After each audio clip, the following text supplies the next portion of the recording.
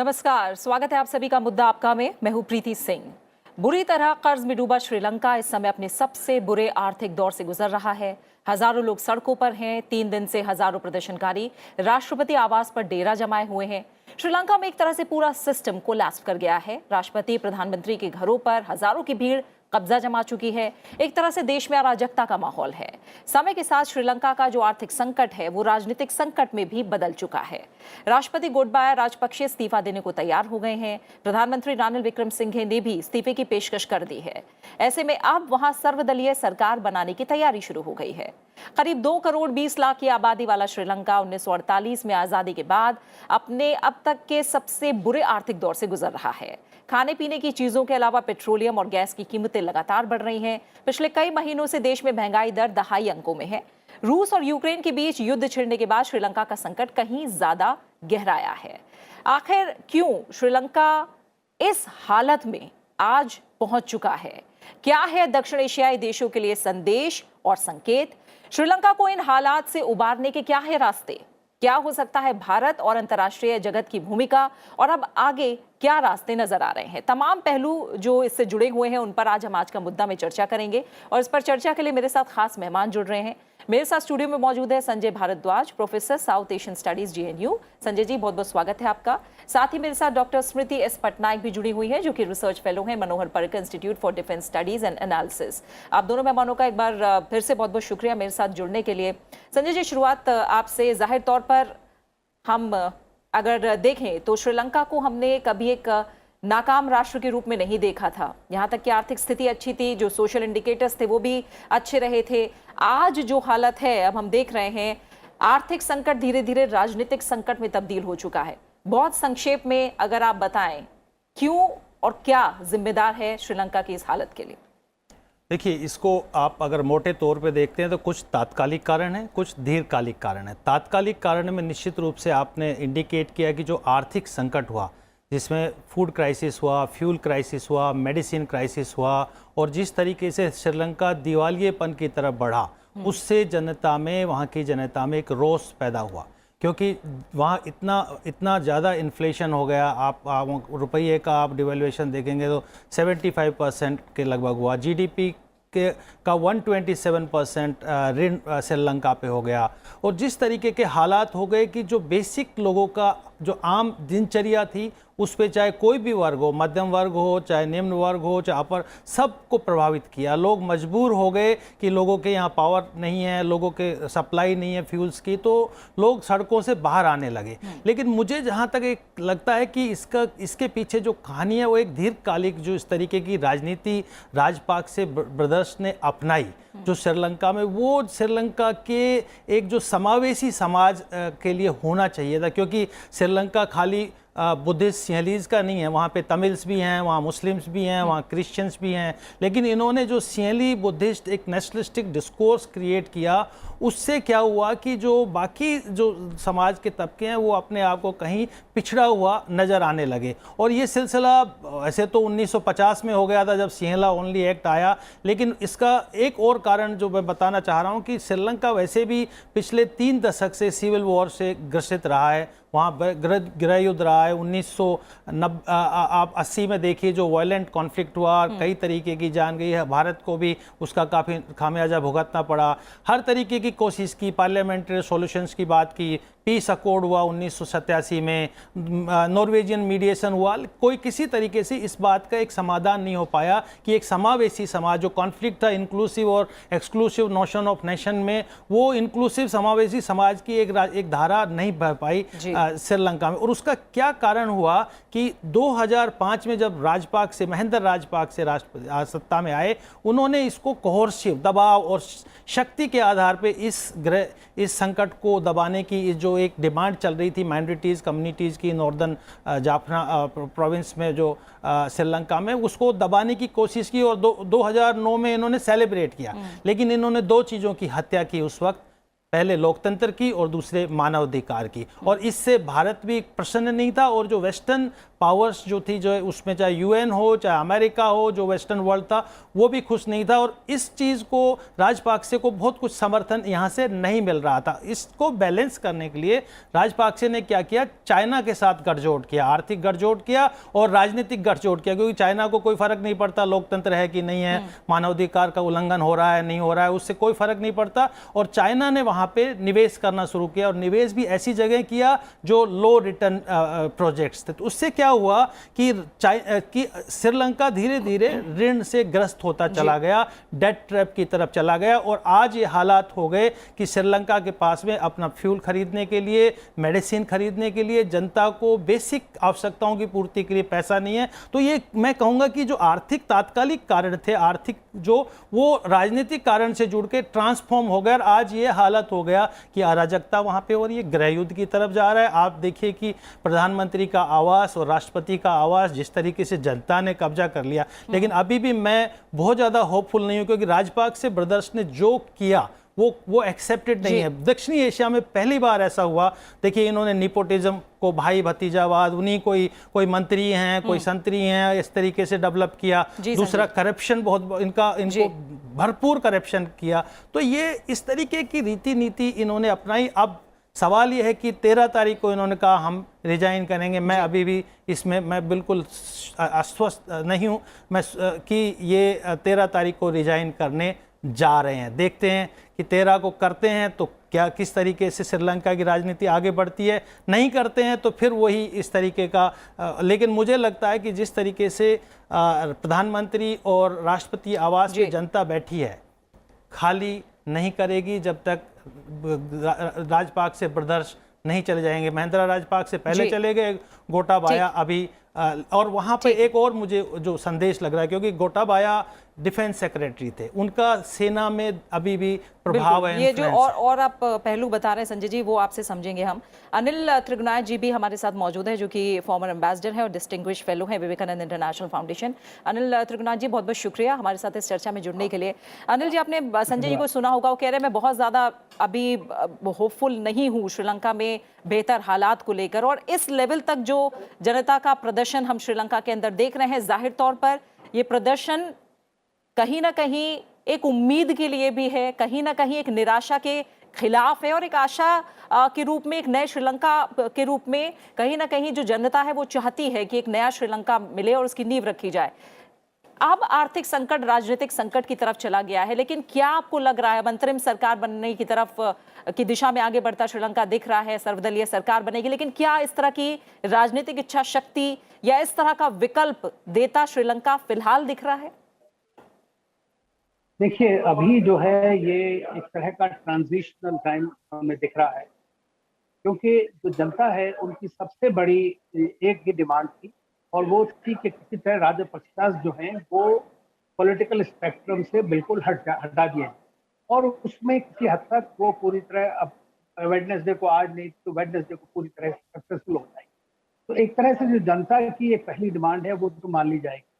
दूसरी चीज ये है कि जो पॉलिटिकली, अब सबने बताया कि क्या क्या कारण है, उसके कारण सबको विदित हैं और हम लोग कब से देख रहे हैं जी। लेकिन असली प्रॉब्लम है वहां पर जो है इकोनॉमिक डाउनटर्न, और ये आयरॉनिकली ऐसी बात है कि 2019 में श्रीलंका जो है लीस्ट डेवलप्ड कंट्रीज से उभर करके बाहर आ गया था हमारे रीजन में, और काफी इनके जितने इंडिकेटर्स थे वो भी सब बड़ा अच्छा करे। लेकिन उसके बाद पेंडेमिक आई, और जो गलत पॉलिसीज का पूरा एक क्यूमुलेटिव इम्पैक्ट था उसके चलते, और followed by Russia Ukraine war, इन सब के इम्पैक्ट के कारण वहां पर इकोनॉमिक क्राइसिस जो इस वक्त हुआ, पॉलिटिकल क्राइसिस, बैड पॉलिसीज, और ये इकोनॉमिक क्राइसिस जी, इसको जब तक एड्रेस नहीं करेंगे तब तक किसी तरह की पॉलिटिकल स्टेबिलिटी कंट्री नहीं आ सकती। हमने देखा कि रानिल विक्रमासिंघे को उन्होंने प्राइम मिनिस्टर बनाया, लेकिन वो भी कुछ नहीं कर पाए। और आज के डेट में जरूरी है कि एक तरह की ऑल पार्टी गवर्नमेंट बननी चाहिए, ताकि इनके डिस्कशंस इंटरनेशनल कम्युनिटी के साथ, IMF के साथ में चलते रहे। मेरा मानना यह है कि जैसे अभी भारत फिर दोबारा उन्होंने डिमांड की है $1 बिलियन और देने की, और $500 बिलियन की लाइन ऑफ क्रेडिट की दूसरी, तो भारत अब तक $3.8 बिलियन के रफली और भी डे टू डे बेसिस पे भी मदद कर रहा है पूरी तरह। लेकिन एक मुल्क के लिए इतना मुश्किल आसान नहीं है कि इस बार श्रीलंका को हम लगातार मदद कर सके। तो इसलिए इंटरनेशनल कम्युनिटी का रोल बहुत ज़्यादा इम्पोर्टेंट हो जाता है। तो इसलिए चाहे वो यूरोपियन यूनियन हो या यूएसए हो, मेरा मानना यह है कि जहां पर वो $100 बिलियन कमिट कर रहे हैं यूक्रेन वॉर के लिए, वॉर को जारी रखने के लिए, वो यहाँ पर इस कंट्री को स्टेबलाइज करने के लिए $4-5 बिलियन देने को चाहते हैं। तो ये एक देखने की बात है। मेरा मानना यह है कि जब तक ह्यूज इंजेक्शन इकोनॉमिकली कंट्री में नहीं होगा, बेसिक स्टेबिलिटी नहीं आएगी, उसके बाद आप आगे नहीं देख सकते। तो एक बार बेसिक स्टेबिलिटी आ गई तो श्रीलंका में देखिए थोड़ा उनका टूरिज्म शुरू हो जाएगा। जो 12% उनकी जीडीपी का था, धीरे धीरे उनके हालत बदल सकते, लेकिन उसके लिए पॉलिटिकल एक रिजॉल्व चाहिए, एक पॉलिटिकल ग्रुपिंग चाहिए, और उसके साथ साथ लोगों को जो डे टू डे मुहैया की जो चीजें उनके लिए है जिंदा रहने के लिए, उनकी अवेलेबिलिटी बहुत ज्यादा है ठीक दामों के ऊपर। और जब तक वो नहीं होगा तब तक हम बार बार इसी तरह की चीजें देखते रहेंगे। ठीक है, ठीक है। और डॉक्टर स्मृति पटनायक, जब हम इस तरह के हालात श्रीलंका में देख रहे हैं तो जाहिर तौर पर भारत पर इसका क्या असर होगा, इसकी भी बात होगी, और सामरिक दृष्टि से इसके क्या रिजल्ट हो सकते हैं इसकी भी बात होगी। और जैसा हम सब जानते हैं कि जो डेट ट्रैप की बात हो रही है और श्रीलंका इस वक्त भारी उथल पुथल के दौर से गुजर रहा है, उसके पीछे वही बहुत बड़ा कारण है। लेकिन इस वक्त वहाँ जो आर्थिक बदहाली का आलम है, वैसे ही हालात हम देख रहे हैं इस वक्त दक्षिण एशिया के कई देशों में दिख रहे हैं। और इस तरह के आर्थिक संकट को काबू करने के लिए जो मैं कहूँ राजनीतिक या नेतृत्व क्षमता इन देशों के पास होनी चाहिए, क्या वो दिख रही है? और अगर मान लीजिए चाइना के दखल की अगर बात करें, मैं नाम लूँ सीधा, या डेट ट्रैप की बात करें और अस्थिरता की बात करें, तो इन देशों पर अस्थिरता का भारत पर किस तरह का प्रभाव पड़ सकता है? देखिए, अभी सरकार का जो ऑल पार्टी गवर्नमेंट का बात हो रही है, अभी पता चल जाएगा इस हफ्ता के अंदर कि कैसा पॉलिटिकल ट्रांजिशन हो रहा है। क्योंकि एक चीज़ है, अभी भी जो रूलिंग पॉलिटिकल पार्टी है श्रीलंका पोदुजना पेरमुना SLPP, उनका अभी तक पार्लियामेंट में मेजॉरिटी है। तो हम अगर सर्वदलीय सरकार का बात करेंगे, उनका भी उसमें अहम भूमिका रहेगी, ज़रूर रहेगी। सेकंड चीज़ है, इसके इंडिया के ऊपर इम्पैक्ट एक तो है कि नेबरहुड में कहीं पे अगर सिचुएशन अनस्टेबल होता है तो एक होता है कि उस जो इंस्टेबिलिटी के अंदर ऐसा ना हो कि एक्सटर्नल पावर कोई उसमें रोल प्ले करे, या ऐसा कोई सरकार आए जहाँ पे मतलब स्टेबिलिटी का कुछ ना दिखे, तो उसका असर डेफिनेटली रहेगा। रेफ्यूजी फ्लो का बात पहले हुई है, अभी फिलहाल हमारा विदेश मंत्री बोले हैं ऐसा कोई सिचुएशन अभी तक नहीं हुआ जहाँ पे कि रेफ्यूजी इंडिया को आना शुरू किए हैं इकोनॉमिक क्राइसिस के वजह से। तो इसीलिए मैं ये बोलूँगी कि भारत के ऊपर अनस्टेबल नेबरहुड डेफिनेटली उसका सिक्योरिटी इम्प्लीकेशंस है। और सिक्योरिटी इम्प्लीकेशंस जब मैं बोल रही हूँ तब मैं दो चीज़ बोलूँगी, जैसे मैंने बोला रेफ्यूजी फ्लो, एक्सटर्नल इंटरवेंशन। और सेकंड चीज़ एक मैं ऐड करना यहाँ पे चाहूँगी, हम लोग IMF के साथ नेगोशिएशन श्रीलंका का शुरू हो गई है। स्टाफ लेवल टॉक जो है अभी इस महीना का अंत को शायद होगा, उसमें डेट रिस्ट्रक्चरिंग का बात होगी। तो डेट मतलब श्रीलंका बहुत सारे देश से डेट लिया है, तो वो डेट रिस्ट्रक्चरिंग में दूसरे जो देश जो उधार दिए हैं श्रीलंका को, उसमें वो लोग वो देश सारे सहमत होना चाहिए। तो मुझे नहीं लग रहा है कि उसके लिए मतलब लंबा खींचेगा जो नेगोशिएशन। अगर नेगोशिएशन लंबा खींचेगा, जैसे मतलब अभी डिस्कशन हो रहा था, तो उसका इकोनॉमिक इम्पैक्ट रहेगा। तब तक जब तक IMF पैसा नहीं देता है तब तक क्या होगा वो एक्चुअली अभी तक क्लियर नहीं है। इंडिया अभी तक $3.8 बिलियन जो ह्यूमैनिटेरियन एफर्ट में फ्यूल, मेडिसिन, बाकी सारा चीज़ दी है। तमिलनाडु सरकार भी अपना कुछ मदद जितना हो सके वो भी दिए हैं। तो ये जो मदद है वो एक्चुअली मिड टर्म है, मतलब जब तक IMF डेट नेगोशिएशन ख़त्म नहीं होता तब तक ये स्टॉप गैप अरेंजमेंट है। लेकिन ये लॉन्ग टर्म सोल्यूशन नहीं है, और लॉन्ग टर्म सोल्यूशन जैसे संजय भी बताया ऐसा अभी नहीं दिख रहा है, क्योंकि ये जो इकोनॉमिक क्राइसिस है लंबी समय तक चलेगी और इसका कोई सोल्यूशन नज़र में नहीं आ रहा है, और इसका इम्पैक्ट पॉलिटिकल क्राइसिस के ऊपर ज़रूर रहेगा। ठीक है संजय, जैसा डॉक्टर पटनायक ने भी कहा कि, और आप भी कह रहे हैं कि लंबा चलेगा, अभी ये जो अस्थिरता का दौर है ये लंबा चलना है, इसे हम बाकी पहलुओं से कैसे समझे? साउथ एशिया या कहीं एशिया की जो जियोपॉलिटिकल स्थिति है उस पर इसका किस तरह से प्रभाव पड़ेगा? देखिए, मैं पहले दो बात इसमें साफ करना चाह रहा हूँ। इस क्राइसिस का श्रीलंका के अंदर एक राजनीतिक समाधान है, एक संवैधानिक समाधान है। संवैधानिक समाधान की जहाँ बात करते हैं तो जो कॉन्स्टिट्यूशन क्या कहता है कि अगर प्रेसिडेंट नहीं है तो प्राइम मिनिस्टर प्रेसिडेंट बनेगा, और प्राइम मिनिस्टर भी नहीं है तो जो अध्यक्ष है, स्पीकर है, वो बनेगा। अब सवाल आता है कि ना राष्ट्रपति है ना प्रधानमंत्री है, दोनों रेजिग्नेशंस की बात कर दी। अब स्पीकर जो है वो भी जो रूलिंग पार्टी है, जो SLPP पार्टी है, उसी का है, तो वो भी राजपक्षे कई आदमी हैं। और अगर पार्लियामेंट इसका सॉल्यूशन करती है तो पार्लियामेंट में भी SLPP का बहुमत है। अब रही बात की अपोजिशन पार्टी जो प्रेमदासा की पार्टी है, SJP, वो भी कुछ बहुत हद तक सर्वदलीय सरकार की पहले बात नहीं कर रही थी। अभी उनका कोई स्टेटमेंट नहीं आता क्योंकि वो टाइम एंड अगेन वो स्टेटमेंट बदलते हैं। अब रहा विक्रम सिंघे एक अकेले आदमी है जो UNP के हैं। उसके साथ साथ अगर SLPF की बात करते हैं जिसमें सिरिसेना है, तो ये जो लोग हैं जिन्होंने सत्ता में भी रहे हैं, जिन्होंने देखा है, तो ये इनका कॉन्स्टिट्यूशनल सॉल्यूशन होगा तो ये राजपक्षे का से मजबूत रहेगा। अगर राजनीतिक सॉल्यूशन होता है कि सारी पार्टी सभी लोगों को बराबर महत्व देके अगर सरकार बनाई जाती है तो जो इमीडिएट एक रिलीफ मिल सकता है, पहली बात। दूसरी बात की जो क्षेत्रीय उसके जो परिणाम की बात है, देखिए भारत की सीधी दक्षिणी एशिया में या श्रीलंका में कहीं पर भी तीन नीति रहती है। पहली बात, हम चाहते हैं कि किसी भी तरीके का जो सिक्योरिटी एनवायरनमेंट है, जो इंटरनल सिक्योरिटी इश्यूज हैं या एक्सटर्नल सिक्योरिटी इश्यूज हैं जिसमें टेररिज्म है, एक्सट्रीमिज्म है, वायलेंस है, वो भारत हमेशा चाहता है कि नेबरिंग कंट्रीज़ में ये पनप ना पाए, एक्स्ट्रा रीजनल पावर्स या कोई ऐसी ताकतें वहाँ मजबूत ना हो जो भारत और दक्षिण एशिया की सुरक्षा के लिए खतरा हो। दूसरा, भारत हमेशा चाहता है कि इन देशों में आर्थिक विकास हो, पॉलिटिकल इकोनॉमिक डेवलपमेंट हो। उसके लिए आप देखते हो लाइन ऑफ क्रेडिट देते हैं। अभी स्मृति जी ने बताया कि इंडिया ने $3.5 बिलियन का लाइन ऑफ क्रेडिट लोन या असिस्टेंस दिया है। अमेरिका ने कितना दिया है? सिर्फ $20 मिलियन।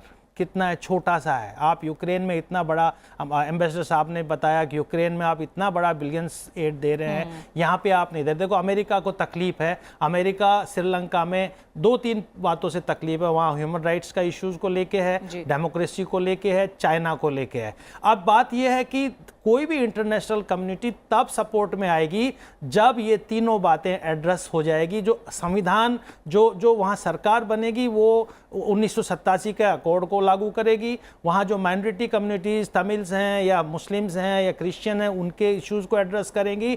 तब मुझे लगता है कि जो वेस्टर्न डोनर्स हैं, जो मल्टीलेटरल डोनर्स हैं, IMF है, वर्ल्ड बैंक है या ADB है, व्हाटएवर जो इन्वेस्टमेंट, ये तब वहाँ पर आएंगे। तो मुझे लगता है कि इसमें भारत बहुत अच्छा एक स्टैंड लिया है कि हम श्रीलंका की जनता के साथ में हैं। जो श्रीलंका की जनता चाहेगी वो करेगी।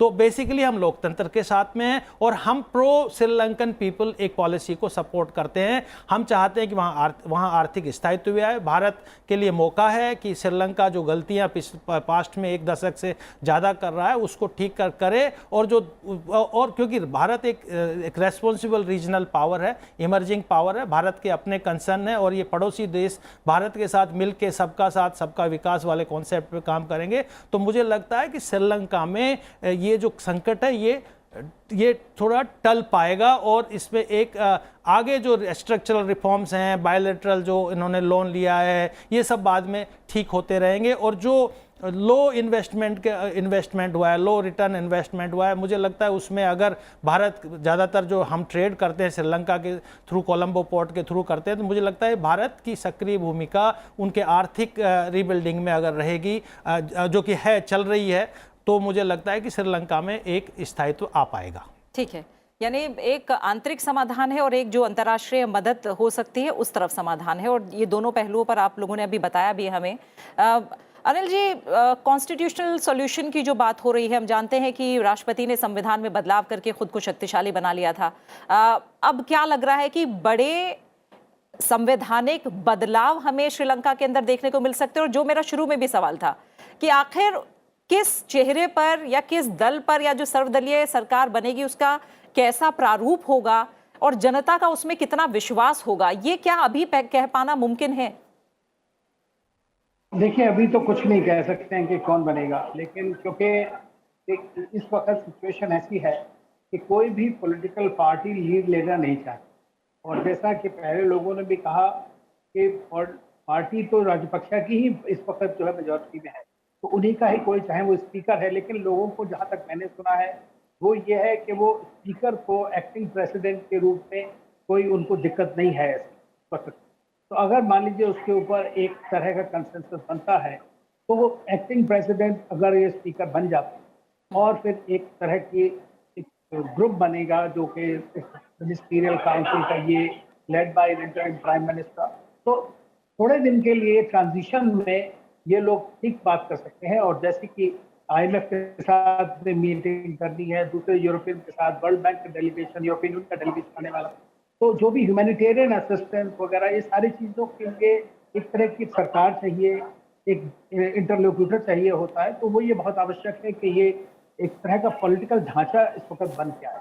दूसरी चीज़ ये है कि इसके बाद इस तरह से इलेक्शन होंगे, और कॉन्स्टिट्यूशन में यू आर राइट, जो आर्टिकल 21 जिस तरह से प्रेसिडेंट ने अपने वो सारी पावर ले ली थी, उसको हटाने की बात उन्होंने खुद भी कही बाद में अंडर प्रेशर, और मैं समझता हूँ कि उसको हटानी पड़ेगी। इसके अलावा और कोई चारा नहीं है जब तक लोग शांत।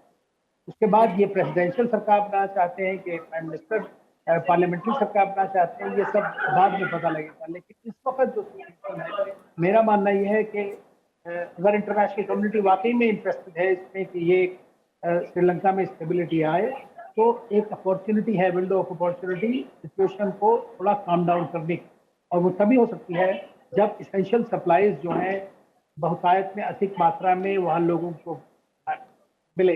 प्रॉब्लम यही तो है, मैं गया था, मैं खुद 30 मार्च को वहाँ पे था, 30-31 पहली तारीख को, और मैंने देखा तभी से शुरू हुआ था वहाँ 13 घंटे लाइट नहीं है, इंडस्ट्री चल रही कुछ नहीं, तो लोगों को नेचुरली है कि अपना डे टू डे की जो चीज़ें हैं वो प्रॉब्लम है उनको, और उसके लिए वो सारी चीज़ को, चाहे वो छोटा भाई राजपक्षा का करप्शन हो या उसके भाई का करप्शन हो, वो सारी चीज़ का जिम्मेदार उन्हीं को ठहराते हैं, पॉलिसीज हो या चाइना के साथ उनकी इकोनॉमी, किसी भी तरह की बात हो, उस चीज़ को अब एक तरह से वो खत्म हो गया, जो डायरेक्ट जो उनका इमीडिएट रिक्वायरमेंट। अब जो है कोई कंस्ट्रक्टिव अप्रोच बहुत जरूरी है, और उसके लिए एक सर्वदलीय सरकार का बनना जिसमें लोग थोड़ा सा कॉन्फिडेंस रख पाए, और वो कुछ ज्यादा नहीं कर पाएगी अगर इंटरनेशनल कम्युनिटी उनकी मदद नहीं करे, जैसे भारत करता है अब। जी डॉक्टर पटनायक, मैंने जो क्षेत्रीय असर है उसको लेकर जरूर बात कही थी, लेकिन क्या श्रीलंका की घटना के सबक जो खास तौर से डेट ट्रैप को लेकर हैं और देशों को भी मिले होंगे?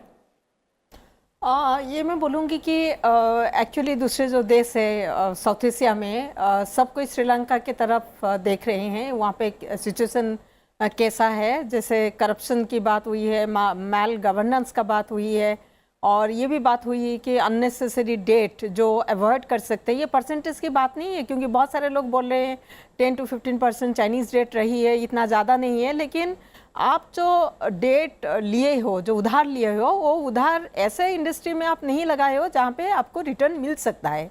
अगर आपको रिटर्न नहीं मिल सकता है लॉन्ग टर्म में, जो एक्यूमुलेट होता है डेट, क्योंकि आपको हर साल इंटरेस्ट का पैसा आपको देना पड़ेगा, तो ये एक सबक डेफिनेटली सारे साउथ एशिया में मतलब देखा जा सकता है।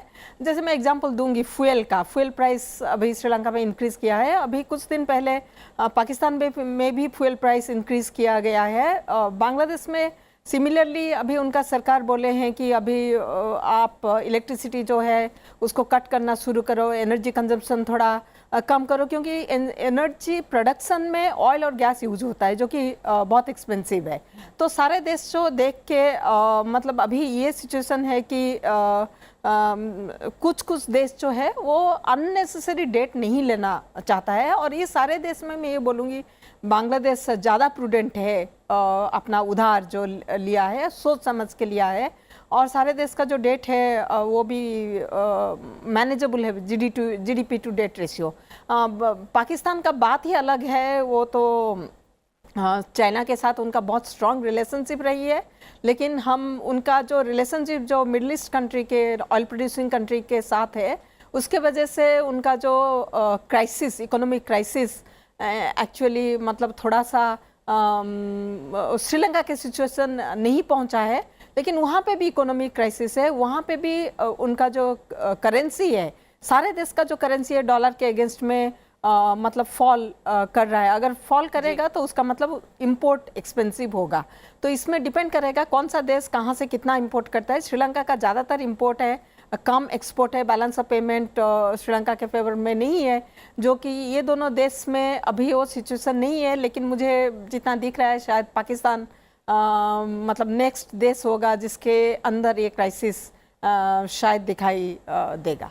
जाहिर है हमारे पड़ोसी देश श्रीलंका में हालात दिन ब दिन और मुश्किल होते जा रहे हैं और आर्थिक संकट से शुरू हुआ दौर अब राजनीतिक संकट की ओर भी बढ़ गया है। सवाल यही है कि लोगों का इस लेवल तक प्रदर्शन और असंतोष जिस मूल वजह से शुरू हुआ वो इन हालात के बाद पूरा होता है या नहीं। श्रीलंका में लोगों को आशा उम्मीद की दरकार है, जो इस खूबसूरत देश में पिछले काफी समय से चले आ रहे एक ही परिवार की सत्ता का मजबूत विकल्प बनकर आए और गलत लिए गए फैसलों से उबारे और एक नए श्रीलंका की नींव रखे। ये भी साफ है कि इस मोड़ पर बिना अंतर्राष्ट्रीय सहयोग के श्रीलंका की हालत में सुधार नामुमकिन है। इसी के साथ मुद्दा आपका में फिलहाल इतना ही। अपना अच्छे से ख्याल रखिए और मुझे दीजिए इजाजत। नमस्कार।